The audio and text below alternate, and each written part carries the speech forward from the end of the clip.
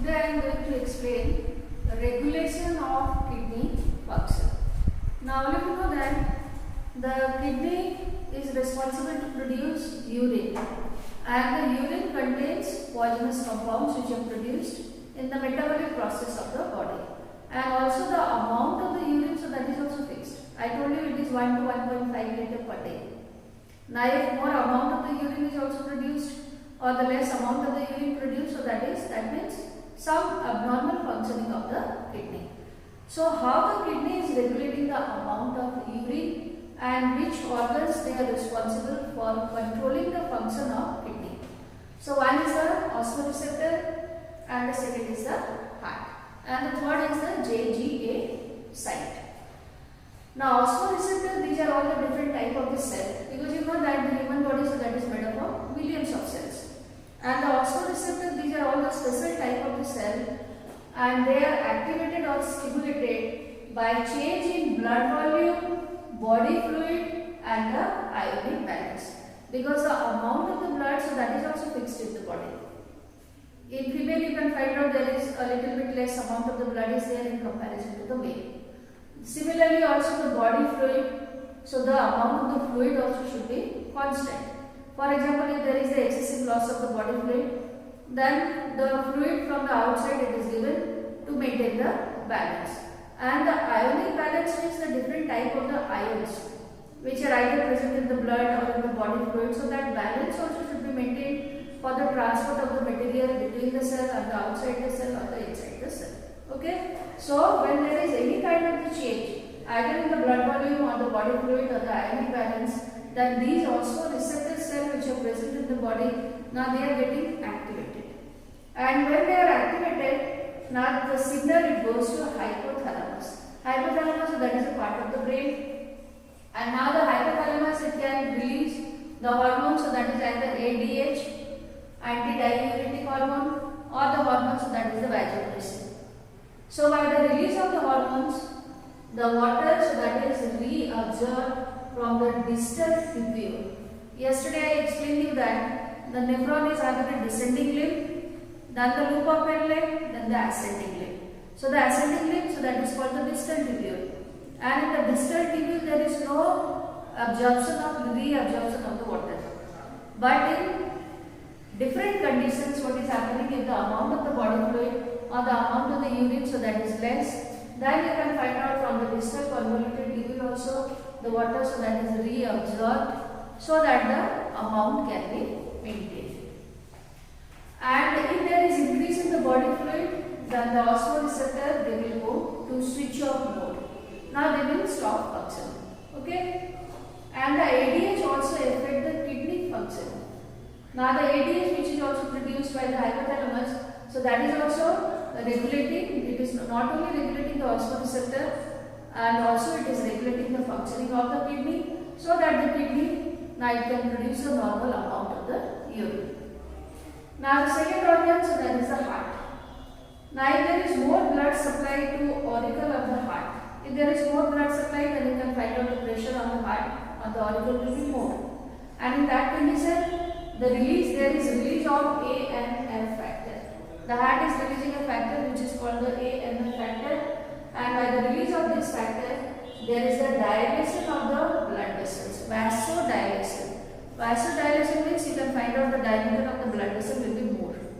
So when the diameter of the blood vessel will be more, then automatically suddenly you can find out there is decrease in the blood pressure.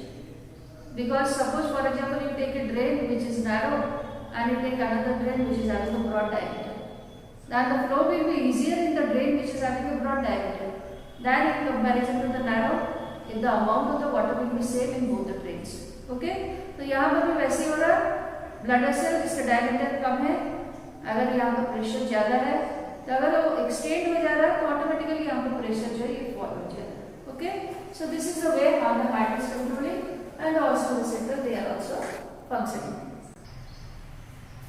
Now the third part which is responsible for controlling the function of kidney, so that is juxtaglomerular apparatus. Yesterday also I told you the point where the distal convoluted tubule meet the afferent arteriole. So that point is called JGA point. Okay, and that point is also responsible for controlling the functioning of kidney. If there is a fall in glomerular filtrate, what is glomerular filtrate?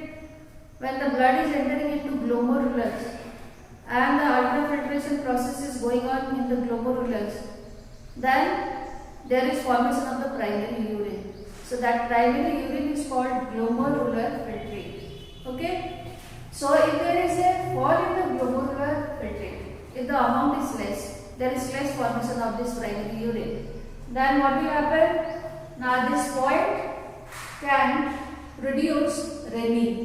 The cell which are present, JG cell, juxtaglomerular cell, now it can release the renin, and the renin it can convert angiotensinogen in blood. In the blood there is a chemical compound is here which is called angiotensinogen. So that is converted into angiotensin 1. Then again the angiotensin 1, so that is converted into angiotensin 2. And by the formation of the angiotensin 2 in the blood, you can find out there is a vasoconstriction. Vasoconstriction means the blood vessel will be narrow. And when the blood vessels will be narrow, then automatically the blood pressure will be more and there will be the more formation of the filtrate or glomerular filtrate. पहले हम आपको बताया कि वासोडाइलेशन, ये वासोकंस्ट्रिक्शन. Dilation में क्या हो रहा है? ब्लड वेसल जो है डायलेट कर जा रहा है, एक्सटेंड कर जा रहा है, डायमीटर ज्यादा हो जा रहा है. कंस्ट्रिक्शन में क्या हो रहा है? ये नैरो हो जा रहा है, ब्लड वेसल नैरो हो जा रहा है. जब डायलेट करेगा तो ब्लड वेसल फॉल करेगा और जब नैरो हो रहा है तो ब्लड प्रेशर जो है ज्यादा होगा. तो नेचुरली अगर आपको बोवेन कैप्सूल में जो ग्लोमेरुलस है वहां पर अगर ब्लड प्रेशर ज्यादा हो जा रहा है तो फिल्ट्रेशन प्रोसेस फास्ट हो रहा है और ज्यादा फिल्ट्रेट का फॉर्मेशन हो रहा है. Okay. Now this angiotensin 2 it is also acting on the adrenal gland. Adrenal gland जो है ये ग्लैंड है जो किडनी का ऊपर में एक कैप जैसे फिट है and it also can produce the hormone क्योंकि ये एक एंडोक्राइन ग्लैंड है. सो द एड्रिनल ग्लैंड जो है ये जब स्टिमुलेट हो रहा है तो ये हार्मोन प्रोड्यूस कर रहा है अल्डोस्टेरॉन. और अल्डोस्टेरॉन जो है ये डिस्टल कॉन्ट्रैक्टेड लीवर में जो यूरिन है उससे सोडियम को रीअब्सॉर्ब कर रहा है, वाटर को रीअब्सॉर्ब कर रहा है और यहाँ पर भी आपका ब्लड प्रेशर जो है इंक्रीज कर रहा है. जब ब्लड प्रेशर इंक्रीज कर रहा है तो ये फिल्ट्रेट का जो फॉर्मेशन हो रहा है ये इसका अमाउंट भी ज्यादा हो जा रहा है. तो इस तरह से किडनी का फंक्शनिंग जो है उसको 3 पार्ट्स जो है उसको कंट्रोल कर रहा है. एक आपका हो गया JGA point, another is the heart and the third is the osmoreceptor. So what is micturition?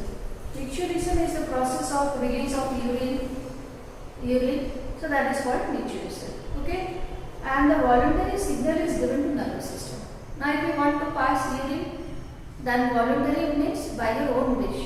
So the signal is given to central nervous system. And at what time the signal is given? When there is stretching of the urinary bladder. If the bladder is full, then the muscles will stretch. Now the signal will go to the central nervous system. Central nervous system will send a message with the help of the motor neuron to smooth muscles of urinary bladder.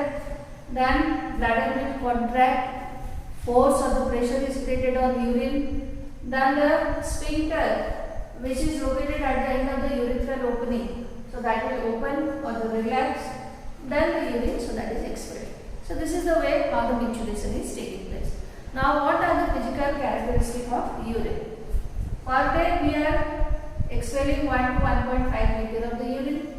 Urine is yellow due to the presence of the pigment urochrome, slightly acidic, the pH is 6 and the smell, so that is aromatic but becomes ammonia like on standing.